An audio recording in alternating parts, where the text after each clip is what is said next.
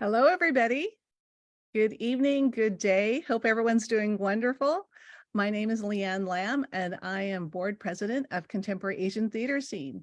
And I'd like to welcome you to an exciting discussion with playwright and director Jeffrey Lowe.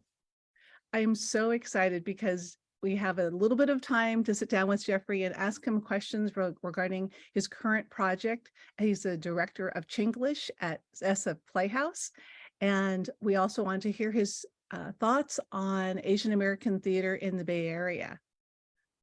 It's really exciting. Jeffrey Lowe, to me, he's a legend. And I think, as San Jose Mercury says, Bay Area playwright and director Jeffrey Lowe is everywhere these days. And I think if you see a play going from place to place, I mean, if you see an Asian American play, if you see another play, it's Jeffrey Lowe who's directing it, or it's his play. So we're very excited to have a little bit of time with him coming up. Before we get started, I want to mention a couple of things. First, I want to thank our sponsors. We have been generously granted funds from the City of San Jose, from SF Creates, County of Santa Clara, and the California Arts Council. Also, we'll be recording this program on as well as projecting it on Facebook. So if you have any questions during our discussion, please put them into the chat and we'll gather those questions and try to get those into the conversation. Without further ado, I'd like to introduce our speakers today. We have two interviewers that will be talking to Jeffrey. First, we have Caroline Moore. Caroline is a longtime board member with Contemporary Asian Theater Scene, and we are so excited to have her on. And we have Whitney Moore. Yes, it's her daughter. Whitney is a second year. She's finishing her second year at NYU Tisch School, and she is focusing on musical theater. So it's really great to have a good perspective on things. So welcome, Caroline and Whitney. Thank you so much. Happy Thanks for having us. Now I'd like to introduce our star of the show, Jeffrey Lowe. As you know, he is a multiple award winner from the Lee Weimer's Emerging Artist Laureate from Arts Council Silicon Valley, and Theater Bay Area Directors Titan Award. He is a Filipino-American playwright and director based in the Bay Area, and he has a playwright credit, a laundry list. And he's been produced, workshopped at Berkeley Rep, at Theater Works Silicon Valley, Bindlestiff. He produced Waiting for Next, which was just recently at City Lights Theater, and he's won many awards for his other play, Writing Fragments. Jeffrey is also director of community partnerships and casting director at Theater Bay Area. Theater Works, Silicon Valley, excuse me. And his directing credits, an extensive list, starting from Language Archive. He did recently Little Shop of Horrors and the Satalanta Diaries at Theater Works, Silicon Valley. He also most recently did The Paper Dreams of Harry Chin and Hold These Truths at SF Playhouse. And he's been at a number of other locations throughout the Bay Area and Northern California. And again, right now, he's currently directing CHINGLISH at SF Playhouse, which plays through Saturday, June 10th. Without further ado, I'd like to hand the program over to Caroline, Whitney, and Jeffrey. Hi, everyone. Hi, thank you so much, Leanne. And thank you so much, Jeffrey, for joining us today. This is so exciting to have an opportunity to talk with you. So we wanted to focus on CHINGLISH since that's your most recent production. You do so much.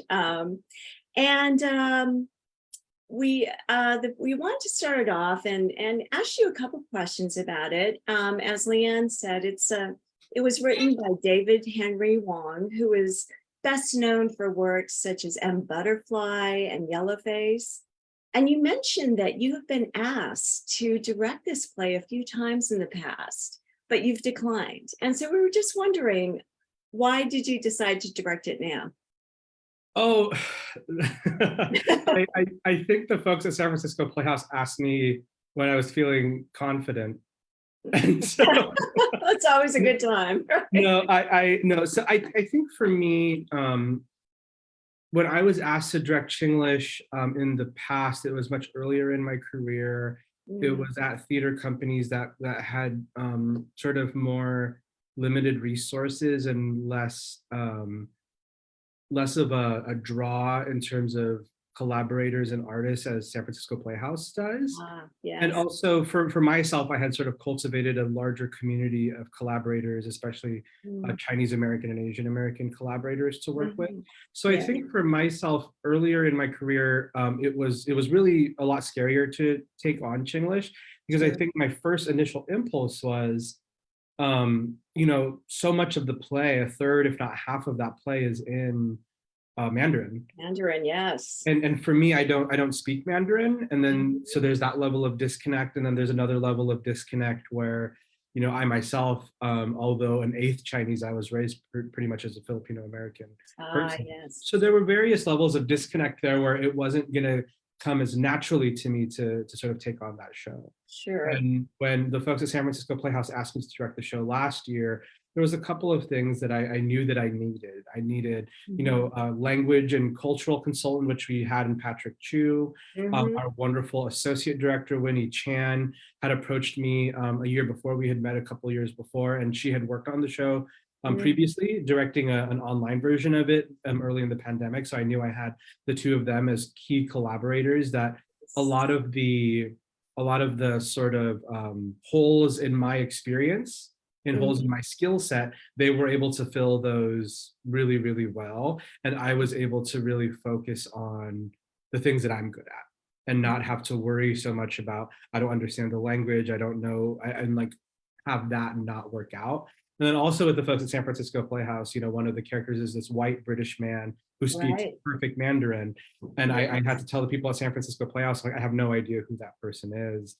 So I Right. needed to make sure that they were willing to cast a wider net in terms of casting that role, Um, particularly. So that actor is from Los Angeles. So I did insist that they have the budget to be able to bring someone out for that role, because that role in particular, I'm like, the world is not swimming with that person who can of do that. course not. I'm so surprised you even found that person. Yeah.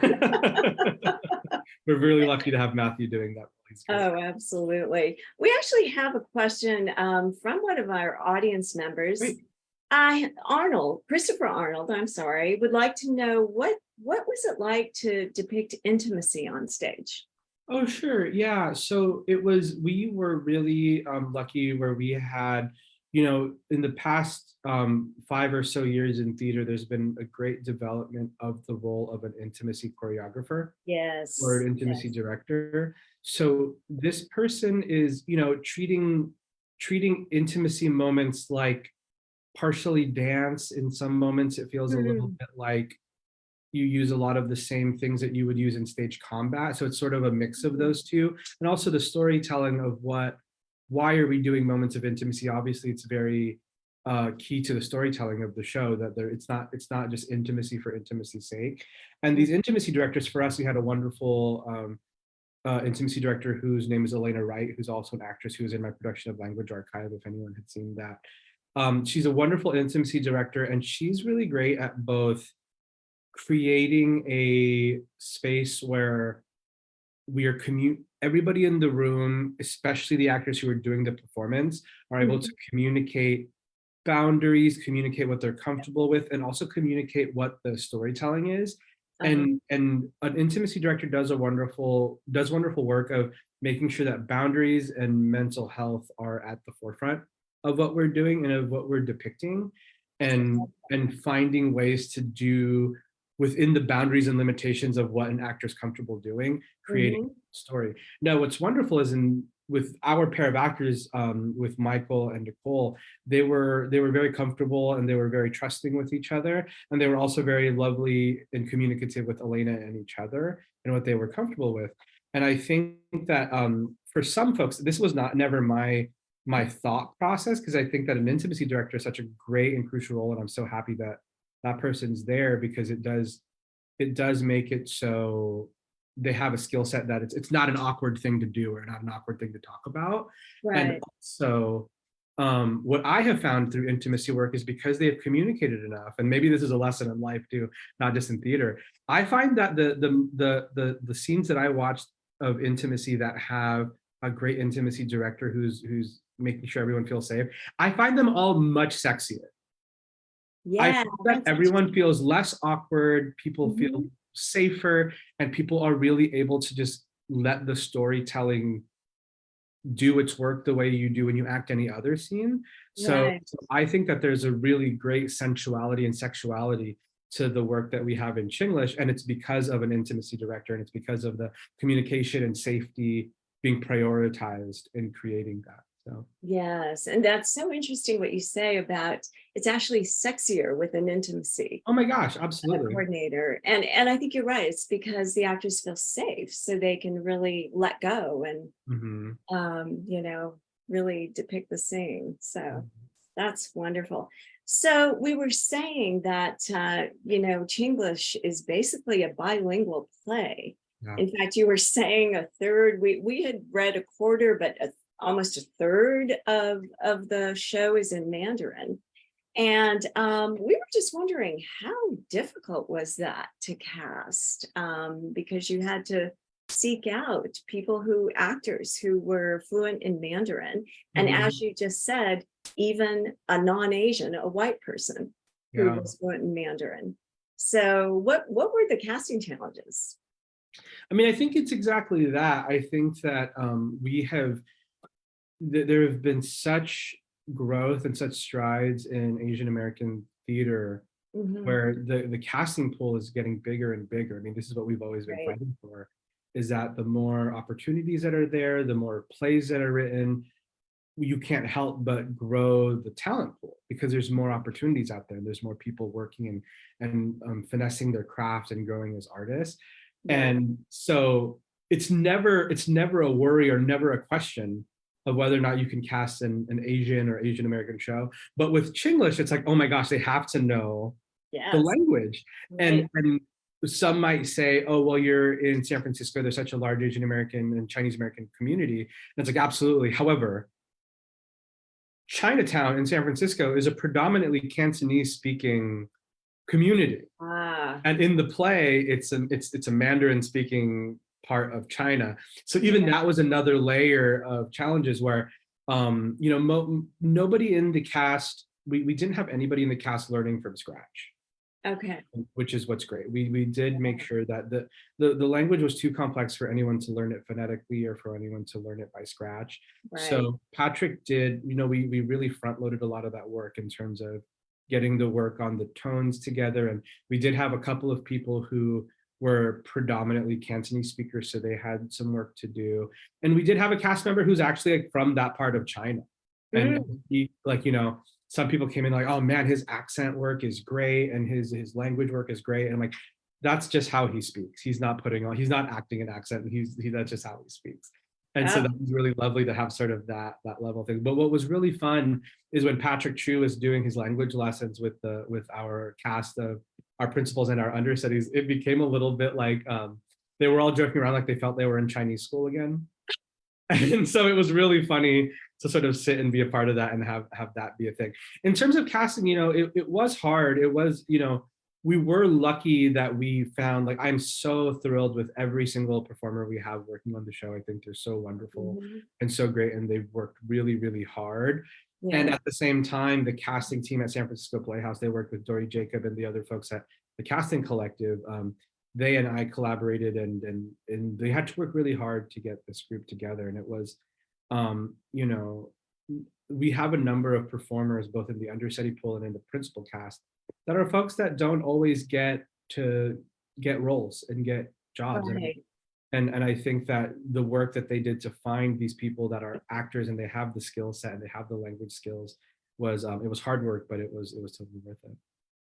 Well, you guys did a fabulous job. I was so impressed by your ability to cast actors who are fluent in Yeah. Mandarin and English. That was quite a feat. And it was also like the videos that we had for the auditions. I also, like, I had to sort of get my vibe on like the acting chops and all of that stuff. And then I Right. would have to send it to Winnie and Patrick because to me, I can't tell if they don't sound good or not in terms of their Right. language skills. So then they would give the notes of like, well, this person's perfect, or this person can get there, or this person, it will take a lot of work, and blah blah blah, and any of those things. So it was again, it took a lot of people because I wasn't gonna be like, it all sounds good to me. You Right. know? Well, it sounded great to me too. Yeah. So, Chinglish does delve very deeply into language barriers and the cultural divides that those language barriers create. However, it really is written as a comedy, but it deals with some really serious issues of cultural misunderstandings. And I was just wondering, did you find it difficult to represent these issues in a comedic way?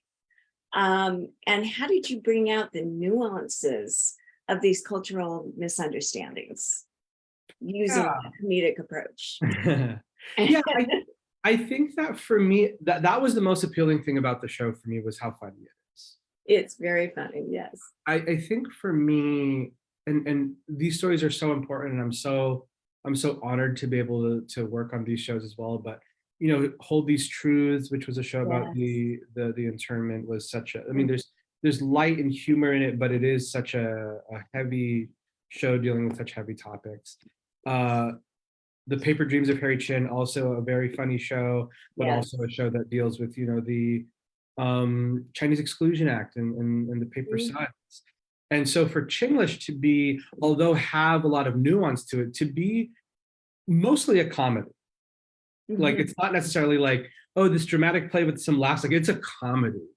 And It for me, I is. was so thrilled to be able to do it, because I think that all communities, especially our community, Asian Americans, Chinese Americans, it's like, oh, we get to have fun too. We don't Mhm. always have to have, like, it's important to do it, but it's also important for our mental health and for our joy to Yeah, have, to be able to reflect stories that are not only based on the trauma of our past or even definitely. our current traumas. And so for me, I was excited to have a moment to be able to tell a three-dimensional Asian story, Chinese story, with three-dimensional characters where they get to be full and vibrant and they're not the butt of the jokes.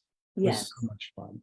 In terms of the nuance of the culture, it was fun to be able, that was a thing where I really tried to create a room in the rehearsal room where I was like, I'm not from China, I'm not Chinese American really, and um, and so I wanted to create an environment where everyone can sort of pitch in and speak up and talk about different nuances or different things that could be added to sort of have what I like to call like the deep cuts of culture. Yes. Like, I want to have different moments that, like, if there's one person from that province in China, they're going to crack up. Like, that's for Mhm.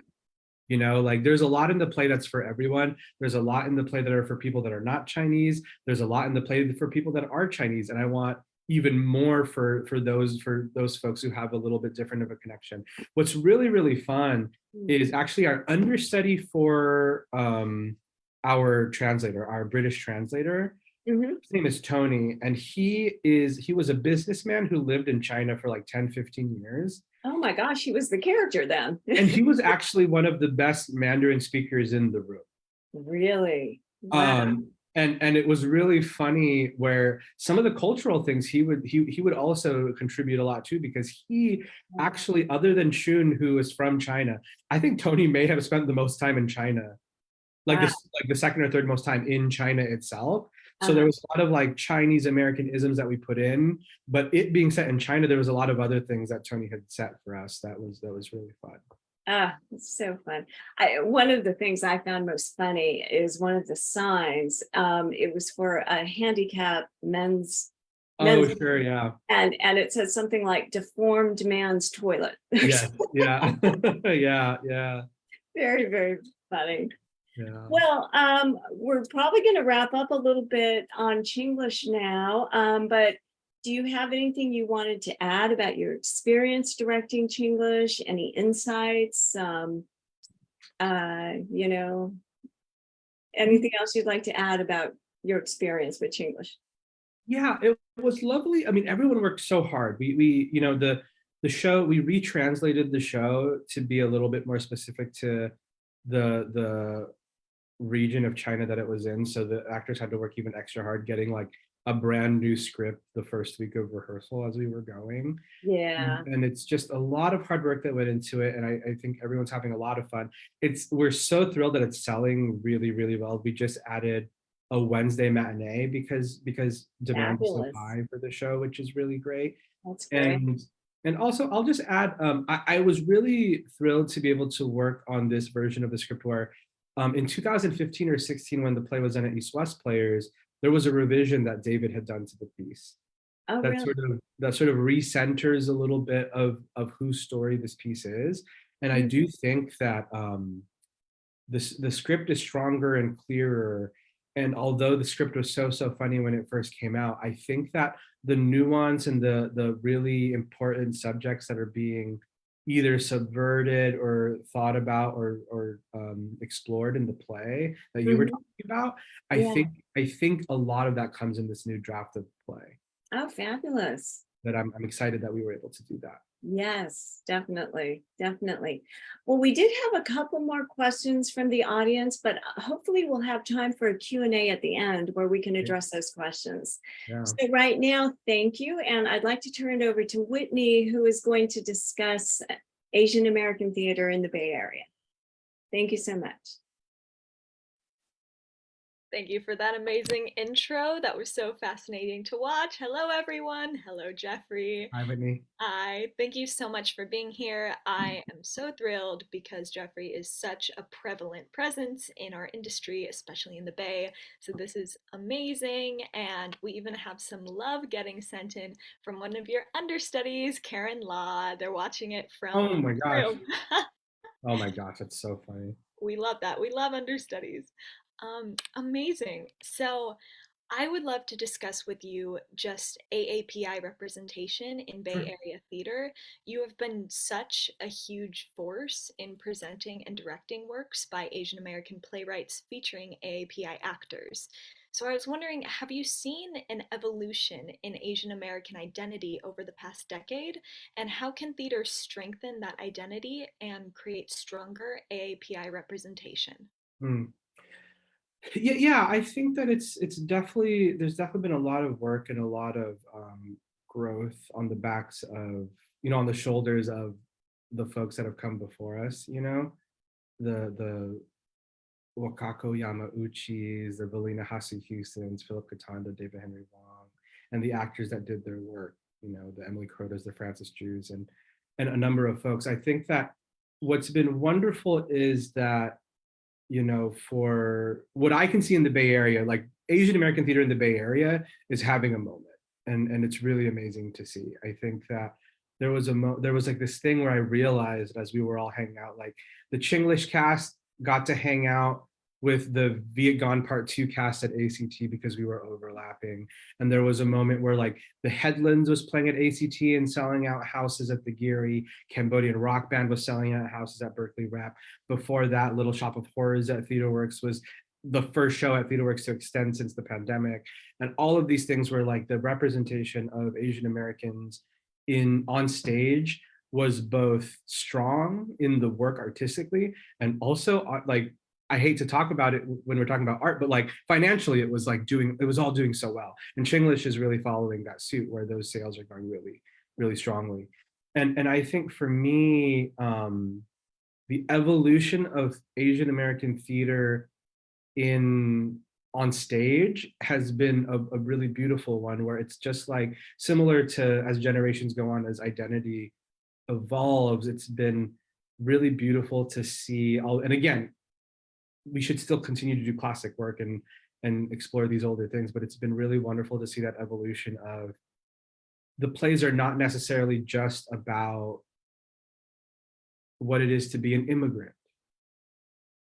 It's not necessarily what it is to be, we're always bullied as Asian people and what do we do about it? Like the stories are becoming more specific and they're becoming more three-dimensional and we're seeing, I saw a question in the chat, there's pieces that are not just like, just vaguely Asian American, like, Chinglish is a very Chinese story.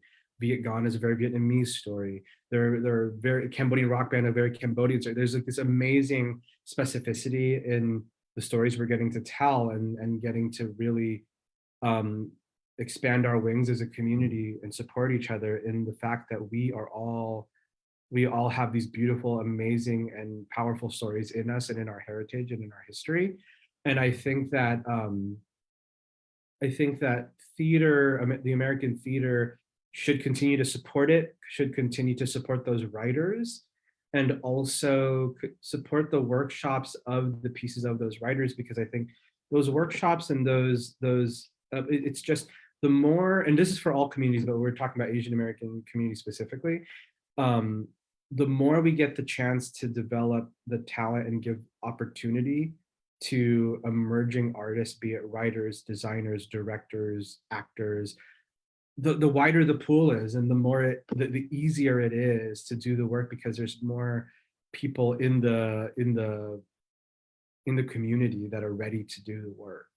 I think in the past, the catch-22 was like, oh, we're going to do this play, but how are we going to cast it, or who are the people we're going to find to do it? And I think that's not a question anymore. And it's as the world grows, I think it's going to become less and less of a problem, as long as we can continue this momentum in terms of the work that we're doing. But really, shout out to all of those amazing Asian American playwrights that are creating those stories and creating the opportunities for directors like myself and actors like the amazing community we have, and the amazing folks we have. Apparently, we have the Chinglish understudies of the Chinglish cast in the Zoom as well, to really get to tell these beautiful stories that have impact both for our community and has impact for people outside of the community as well, to really learn about us.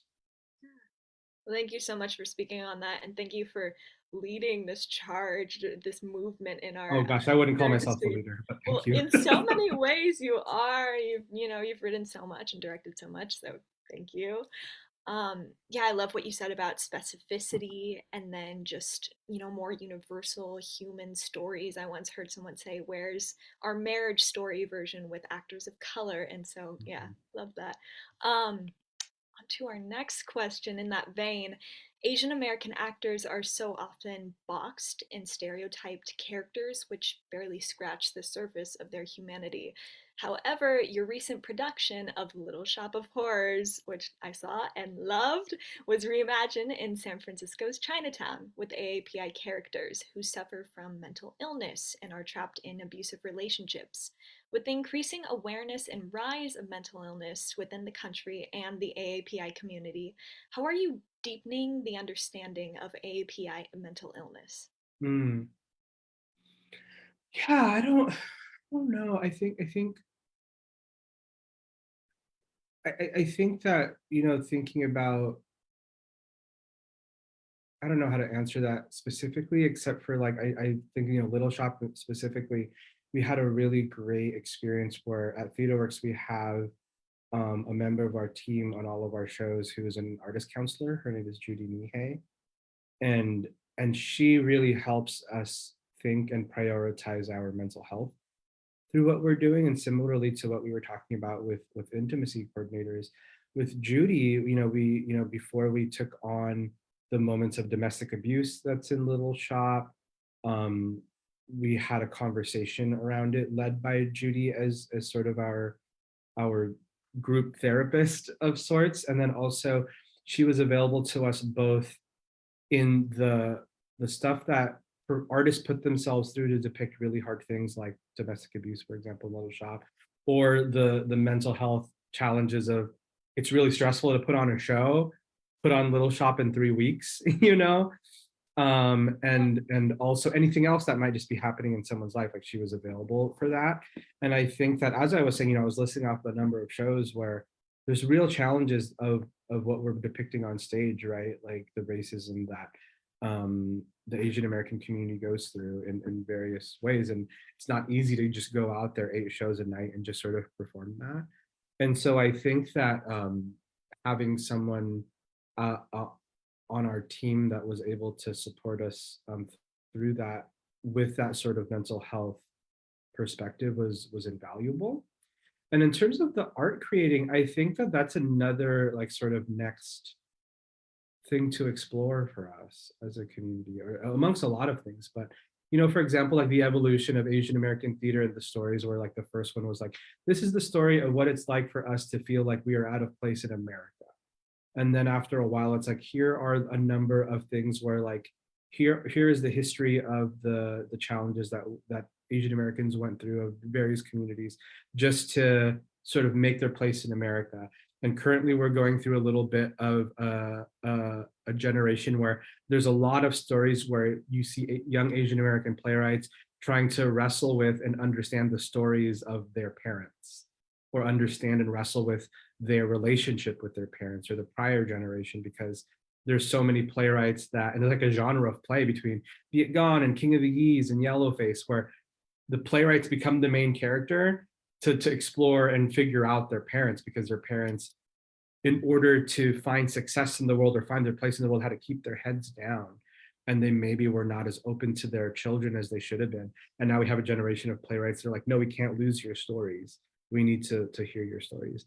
And then I think the next step of it is for us to really do more exploring within our own community of what things need to be solved or explored or thought of. And I guess what I mean is, like, for example, so many stories is like, here is how systems or politics or white supremacy have gotten in the way of our community. And I think those stories will always happen. I think we always need to tell those stories. But I think that, like, looking at mental health, where it might not be something that is as explored or thought of or even respected in Asian culture and in a lot of communities of color, I think that exploring what that means is a topic for us to really look at, and really look at how we can have healthier communication amongst all of us. I hope that answered your question. I think I just started to ramble, so No, completely. There were so many interesting things you touched on there. Yeah, thank you so much. I hope that is a topic we continue to explore through our art. And thanks for setting up these collaborative environments and always having intimacy coordinators and everyone on your team. That's so important. Um, yeah, and I loved what you said about the familial relationships too with parents. I know you're directing Tiger Style by Mike Liu, which touches on that subject. Coming to TheaterWorks soon, everyone. Yeah. Um, but yeah, going back to Little Shop of Horrors real quick, we had a audience question from someone about the production. Christopher Arnold, you get our best participant medal. Thank you. Christopher Arnold asks, are you planning to do any other cross-cultural interpretations similar to Little Shop? Nothing yet. It's always on my mind. I think that having a Little Shop of Horrors set in San Francisco Chinatown was something that I'd been thinking about for like 5 years, and so I was really excited to do that. I think that I'm always interested, because there's so many pieces of theater that I do love that don't traditionally represent Asian Americans or other communities. So that's always going to be on my mind. I will say that I did. I want to tell a story in terms of part of the nugget for reimagining Little Shop in that way came from I had the opportunity to be the assistant director for a production of Proof at TheaterWorks Silicon Valley that had an all African American cast. The family was African American, and I will never forget, there was a moment where the actor playing Hal, in the first scene of the play, the young man Hal is trying to get the notebook of the young woman's father. And then there's a moment in rehearsal, we were working the scene, and this play is written was traditionally played with an all-white cast, and we were doing it with an African-American cast. And then there's a moment in the play where she says, if you don't leave, I'm gonna call the police. And we're just working the scene, and then there was a moment in rehearsal where the amazing actor Lance Gardner, he sort of stops and he goes, I think I'm doing this wrong. And we're like, well, what do you mean? And he goes, if I'm playing a black man in Chicago, I'm gonna respond very differently to someone saying, if you don't leave, I'm gonna call the police. And then it stopped rehearsal. We all sat down, we all had this long conversation, and it realized that it changed the entire play, all of these different things, really thinking about and really acknowledging and thinking about the nuance of what it means to have the same characters that we've seen before in different bodies and a part of a different community. So what did it mean that this mathematician was Black? What did it mean that this mathematician's protege was also Black, and all of these things? So that's sort of how I started to think of every play in that way. It's like, what can be gained looking at these plays that we know and love by rethinking of these things through different communities. And that's how the Little Shop thought came to mind. Next year, I will be doing a production of The Glass Menagerie at San Francisco Playhouse. And that one, I don't know yet the exact, how should I put this?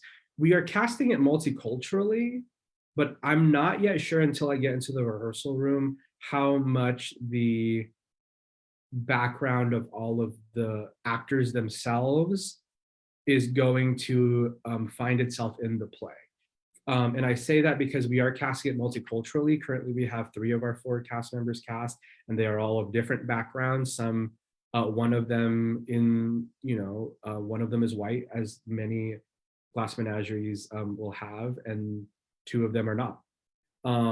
And I think we're going to learn in rehearsal what that does for our piece, because I don't want to just pigeonhole things or force things in there that might not be in there. And I just really need to sit with that script a little bit more. But I am excited, if nothing else, I'm very excited to have like this like classic American play that sort of like hovers over all of us as artists and be able to present it professionally with, Asian Americans, African Americans, and just really sort of flip it on its head. I'm excited to do that. But you'll have to come and see it next year to see Yes. what we do with it. But I don't have an exact answer yet, but that's something that we as a room will solve together. Yes. Well, I'm sure it will be amazing, as all your works are, and that sounds really interesting. Would love to see it. Um, yeah, going back to AAPI representation, as of 2022, only 6% of Broadway shows featured Asian American actors. Although this number has increased from previous years, there is still a huge discrepancy. Why do Wait, 6%, not just 6% of actors, just 6% of shows have like one Asian person in it? So 6% of all Broadway shows. So the actors that make up all Broadway shows, all only 6% of them. Oh, 6% of the actors. Oh, okay. Yes, I thought it was yes. like 6% of shows. I'm like, that's wild. Okay, go on. Oh, no, of the actors, yeah, feature Asian American actors. Um, so yeah, there's still a huge discrepancy here, even though this number has increased. So why do you think this is, and do you see this changing in the future? Yeah, I think, yeah, yes. I think it's changing. I think it's going to be slow, and I think, it's going to be hard work. And I think that, Here Lies Love is going to change a lot of that. That's an entirely Filipino American story, or Filipino story, I should say. Why is it? I think there's a lot of clear reasons, and it sort of goes in a lot of directions where it's like, you think what comes first, the chicken or the egg of it all, but like, of course, there's the centralization for so many years of Eurocentric stories, white-centered stories, and sort of the white community being seen as sort of the neutral in storytelling, where it's like, oh, this isn't about the Black community, this isn't about the Mexican community, this is about everybody, so they're all going to be white. I think that was the norm for many years, and is still the norm in a lot of ways, but it's something that you see sort of a shift away from in a way that I feel fairly optimistic about. And I think that, again, the chicken or the egg, like, I think the more that we see people from different communities on TV screens, on stages, on whatever, the easier it is for young people like yourself, Whitney, to make the choice to pursue this art form as an actor, as a writer, as a whatever. I think that the generations before us, how many of us have heard from our parents, I didn't immigrate to this country, I didn't leave everything behind for you to be a starving actor. I didn't leave everything behind, I didn't leave my home country for you to not be successful. And in some ways it does feel like a slight to their children. It's like, oh, you don't think I'm talented, but at the same time, it's also, they watch TV and they don't see themselves on TV at all.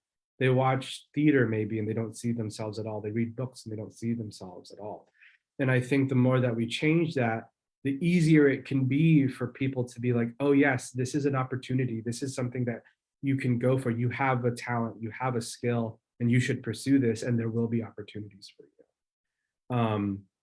I remember when I decided to pursue theater, and I didn't think much of it at the time, but this is a true story, where I told my mom I was gonna, take these theater classes in college, when she thought that I was just doing theater in high school and that was sort of gonna be the end of it. And then I finished college and I get a job doing some theater, and my mom was like, "Are you sure you want to do theater? There's not a lot of Asian people there." And it was just like so explicit. It wasn't like, you're not talented, you're not this, you're not that. She was like, "Are you sure you're gonna be okay? There's not a lot of Asian people there." And I'm like, yeah, I'll be fine. It's okay. But then like as time went on, I reflected on that more, and I'm like, yeah, it is really hard. It is really hard to be one of the few of any community, right? It's really hard to like not feel not to have as much interaction with people that connect with you, or for you to feel like you're singled out, or for you to feel like you're the token. And which for the, especially the folks that came before us, that it must have felt so easy to feel that way. So it's going to take a lot of hard work, and being in a lot of uncomfortable rooms. It's going to be a lot of hard stuff that maybe we don't deserve to go through, but we'll fight through and we'll make that 6% more, I guess. Well, thank you so much for that answer, and thank you for creating work where the next generation can see themselves. That's so special. Thank you. Um, this has been amazing. Thank you so much, Jeffrey. I think we have some more audience questions that I would love to bring back our other speaker to touch on, that your fans would love to have answered.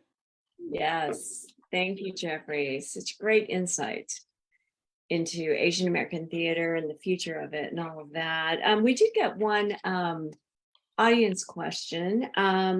She asked, please comment on, this was anonymous, so I'm assuming, I actually don't know the pronoun, so I may have misspoke. But anyway, the audience member asked, please comment on older AAPI plays such as Year of the Dragon or Avocado Kid from the 70s and 80s, and how do they compare to today's AAPI plays? Yeah, I think, I don't know those plays specifically. I'll have to, if you could put in the chat, please say who wrote them and where I could find them so I could read them. But I'll say I'll say that there is, it's sort of reflecting on what's on our community's mind. That's like all theater, right? All theater and all storytelling is a reflection on what our community is going through at any given time. And I think that the previous generation was definitely responding to their feeling of being othered, their feeling of being attacked, their feeling of not being welcome in this country. And I think that in a lot of ways, as the generations go on, there's a lot of plays that are dealing with sort of the repercussions of that in future generations. What's the intergenerational trauma, and how do we inherit that? I think as the time goes on, we're dealing with that in different ways. I also think that, like, I think about, oh gosh, I had a good example. Like Philip Kongatonda's The Wash. Like, there are plays that are dealing directly with the internment camps, and then there is Philip Kongatonda's The Wash, which is dealing with the next generation, where it's a play about these adults who are trying to wrap their head around the separation of their parents' marriage, and so much of the coldness that the father in this family has led with and has inherited is because of the trauma of being in the internment camps. Yes. Right? So that's a real clear example of how the conversation is moving forward. And right now, as I said, there's a big movement of playwrights trying to reflect upon and understand their parents better and the previous generations better, and making sure that they maintain their stories. I'll also say I think that there was a really big shift in. This is a theory that only I hold, but I feel really confident in it. That there was that movie Better Luck Tomorrow by Justin Lin directed it, Hmm. and it's about a bunch of really, really horrible Asian American teenagers. They're just like horrible, horrible, horrible people. And I think that was a real turning point where with any underrepresented community, there's sort of this unfair burden that's put on the work that they do, where it has to be sort of all encompassing. Right. Where it's like, oh, because you maybe get one Asian movie a year, you're like, oh, this has to represent everything. We were not allowed to be specific. We're not allowed to be any number of things. And Justin Lin's movie Better Luck Tomorrow caused big kerfuffle because even the older Asian American community is like, why would you represent us in this way? You had this opportunity to write and produce this film, and you're representing us as terrible people. But at the same time, terrible Asian American people exist. Yes. You know, terrible people of all communities exist. And so we shouldn't have the undue pressure of being this all-encompassing thing every single time we get on stage, every single time we do film or anything. But I think that Better Luck Tomorrow was a little bit of a permission to many writers of Asian American descent when they saw that, to be like, oh, I know those kids at the high school, and they're terrible, but they're interesting. Or I was that kid in high school, right? And it was sort of an invite to be as nuanced, as dirty, as three-dimensional as our lives actually are. And I think that that's something that's coming more and more as we go. It also, I'm sure I didn't see the film, but it also depicts that Asian Americans are like everyone else, like every other race. You've got your bad people, you have teenagers going through that bad phase. And so it's a realistic portrayal of Asian Americans. So I think that's very important too. Yes. Whitney, did you want to take the next audience question or? Sure. Yeah. So, kind of going back on what we just talked about, what do you think about the ideas of psychology in the Asian American community and how to address issues of stress and well-being for people of our community? Oh boy, I don't know. I don't know the best way to answer it, but I will say that I hope that there's just more conversation about it. I think that so many of us, and for reasons that I understand, the generations before us have been have had a very let's just tough it out attitude. You know, like keep your head down, keep working hard, just make sure that you set up your children financially and all that stuff. And I think we've inherited a certain amount of that. I think that everyone in the audience probably works too hard and works too much and has ignored too many things. So I think I hope two things. I hope that we prioritize our mental health and conversations around it, and conversations around how to take care of ourselves. I hope we prioritize that as a community. And I hope that we balance, and this is where we loop back around to Chinglish, I hope we balance both stories that talk about our hardships, talk about our triumphs, and also make space for us to just have hilarious stories, romantic stories, and just enjoy seeing ourselves and laughing with us or cheering us on, and having a wide variety of types of stories, so that we're not just sort of drowning in the challenges that have been put in front of us as a community, but also giving us the opportunity to laugh and be happy. Chinglish is one of those opportunities. You should come see the show. Yes. Running at San Francisco Playhouse. So June 10th. They're June 10th. It's very natural holiday, Jeffrey. Exactly. That's really beautiful. Thank you, Jeffrey. Yes. Yeah, really is. I think we have time for maybe one or two more questions here. Again, a question about representation. So again, from Christopher Arnold, many of our community want to vie for representation.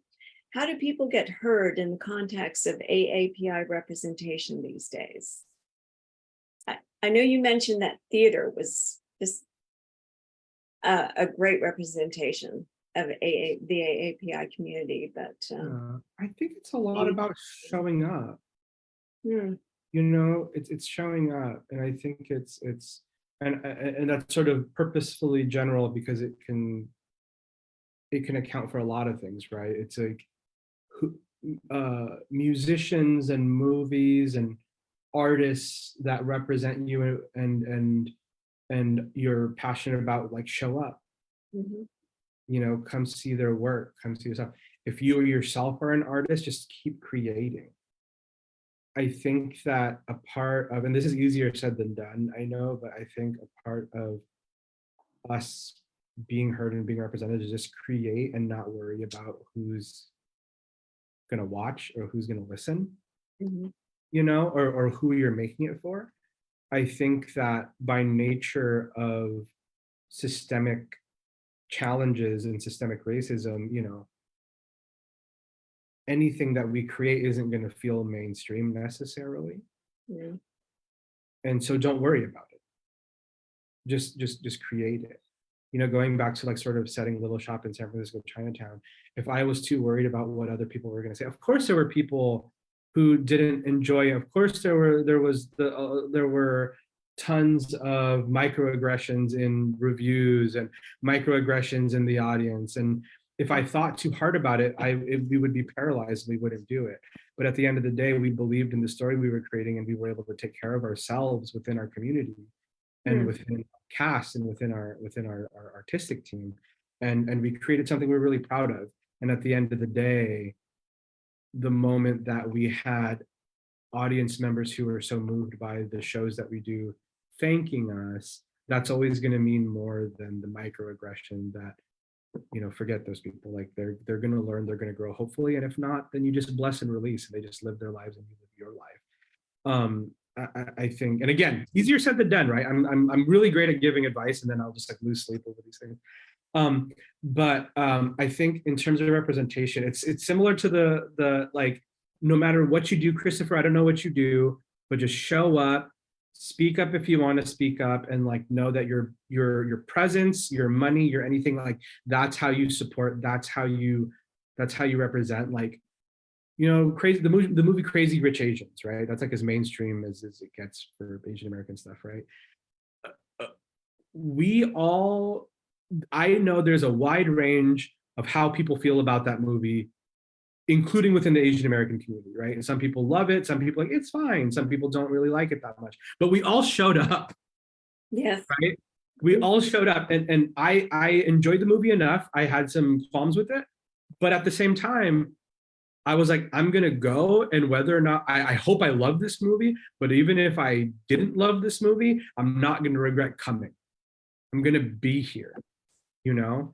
And I think that showing up is how we really make our voices heard. The fact that Chinglish is selling out, the fact that Little Shop of Horrors was selling out, the fact that the Headlands, Cambodian rock band, Poor Yellow Rednecks, like they sold well. And again, I hate to equate money with art because I think they're the complete opposite things. I think art is the opposite of capitalism, but in terms of making sure that the systems and the people in charge hear us is butts and seats. Yes. If those concerts are sold out, those poetry readings are sold out, if those books by those that tell those stories that represent you, if they're flying off the shelves, people can't help but hear that. Yes. And this is interesting. Again, from Christopher Arnold. Beyond watching your plays, what can we do to support you better? Oh my gosh, that's so nice. You don't have to worry about me. Just go support everybody. Just watch as much as you can. But that's Yeah. very nice of you, Christopher. Oh, Christopher, if you'd like to see the Headlands, Cats is putting up a reading this summer. Yeah, go do that. See? Go see Yeah. Cats and stuff. Go. Cats, they're so great. They come to so much stuff. Just be on the Cats field trip mailing list. I'm assuming you have a mailing list. Be a part of that mailing list, Christopher. I don't think we've met before. I'm sorry if we have, But if we haven't met, when I meet, I'm going to remember you because you've been wonderfully active in our. He has, what a, participation award all the way. Well, Jeffrey, we want to thank you so, so much. And thank you for all your great work. You have really pioneered and broken down barriers and really created such great AAPI representation in this community. And so really, thank you so much for all of your hard work and your effort. Thank you so much. And again, as I said, it's sort of, the people that came before us is the reason we could do it. And really funny, I talk about the work of the shoulders. I showed you this earlier. Yeah. I'm at my office here at TheaterWorks, and over my shoulder, speaking of David Henry Hwang, is Francis Jew when he played a song in M Butterfly at TheaterWorks Silicon Valley. So those who came before us and did all that hard work are always here for us. So yes, we're standing on their shoulders, but yeah. More and more people are standing on yours. So we really do thank you. Thank you.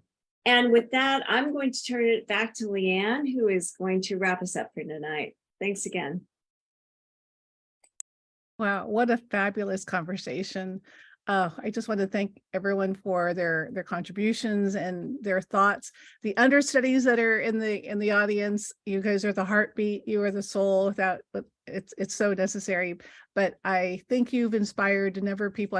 I've been receiving texts from playwrights in the audience, and you are they're taking copious notes and learning so much from what you shared, Jeffrey. So thank you.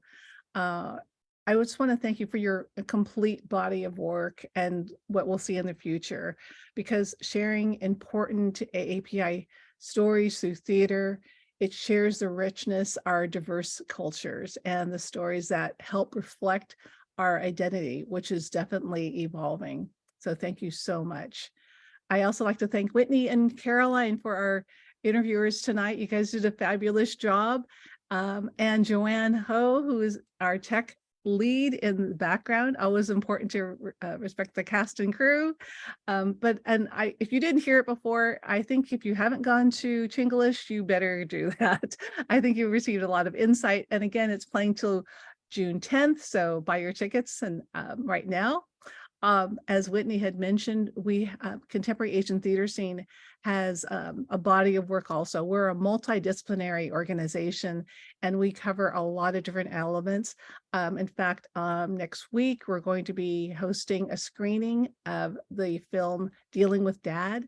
Now that it is AAPI month, as well as Mental Health Awareness Month, Dealing with Dad talks about an Asian family who's dealing with their father's depression, but in a comedic kind of way. So that's going to be taking place in Milpitas Century, because the film is set in Milpitas, and that'll take place next Tuesday and Wednesday. Also, we have a breathing and meditation workshop happening on Friday, because it is mental health awareness, and we'd love to bring as much support to everyone as possible, and that'll be done through Zoom. Also, we have a music concert. Chris Fujikami, who's a ukulele extraordinaire, coming from Hawaii, and he is going to be on Zoom for us this time and speaking and bringing his beautiful music to us on Sunday, June 11th. And then, as Whitney had mentioned, we will be staging Christopher Chen's Headlands, taking place later in June. So please go to our Facebook page, Instagram page, website, and let us know if you're interested in coming out to those, because it's going to be fabulous. Again, thank you so much for your help. We'd like to thank our sponsors again: SB Create, City of San Jose, County of Santa Clara, California Arts Council, and many more, Friends of Cats as well. With that, have a wonderful evening, and thank you so much for joining us. Good night.